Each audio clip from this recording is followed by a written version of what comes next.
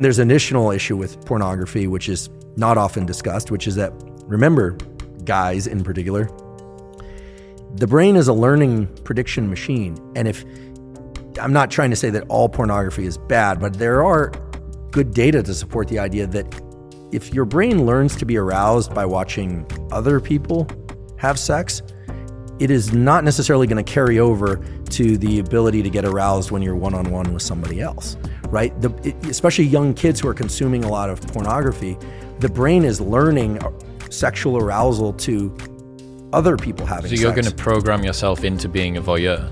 Or just create challenges in sexual interactions with peers, with a real partner. Right? Mary Harrington has the 3 laws of pornodynamics, and the second law of pornodynamics is the law of FAP entropy. And it says that whatever you start out wanking to will get progressively more intense over time. And I think that this is sort of speaking to that ever sort of escalating amount of the wildness that you need to watch in order to get an ever decreasing stimulus that comes back. Yeah, and here I'm approaching this only through the lens of biology, right? I'm not a psychologist, and I'm certainly not political in any way. At least not. I have ideas about politics, but I just don't discuss them publicly.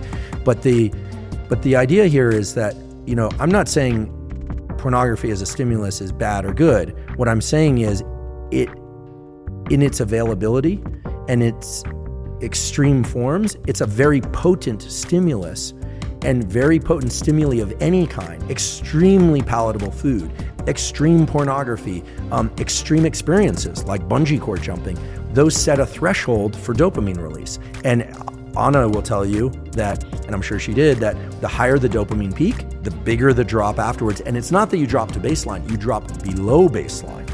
So again, it's not, these things aren't good or bad, they just have to be controlled in a way, because when people are pursuing dopamine peaks over and over and over and they aren't getting them, typically it's because they've been pursuing that activity far too often. And you're saying perhaps take a break from that, and there may be an ability for yourself, your system, to reset. Right. Yeah. Yeah, I mean, in theory, all the things that we're talking about with pornography could be superimposed onto food, or could be superimposed onto real sex, right? That one also has to be cautious there, right? But the cycling back and forth between dopamine and low dopamine states, dopamine fasting as it were, but maybe just low dopamine states, these are natural rhythms that existed in the nervous system. We have to remember what the dopaminergic system is there for. I'll say it again, I wasn't consulted at the design phase, but we know as a generic form of motivation and pursuit, you can imagine the human or the animal that's hungry or thirsty. It needs energy to go pursue the thing. So the idea that you have to eat in order to get energy, that's true, but you need energy in order to get the thing to eat. So our nervous system has energy also, that's dopamine and epinephrine.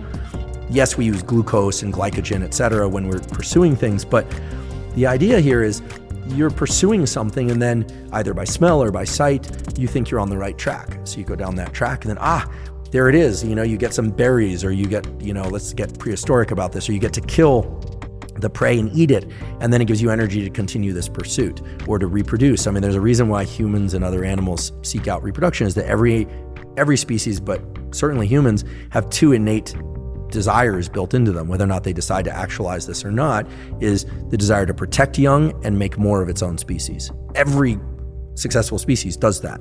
Even if people don't have children, in general, people care about children because of what they represent. Very few people dislike children. I mean, there are a few mutants out there that dislike children, but you always worry about those kinds of people.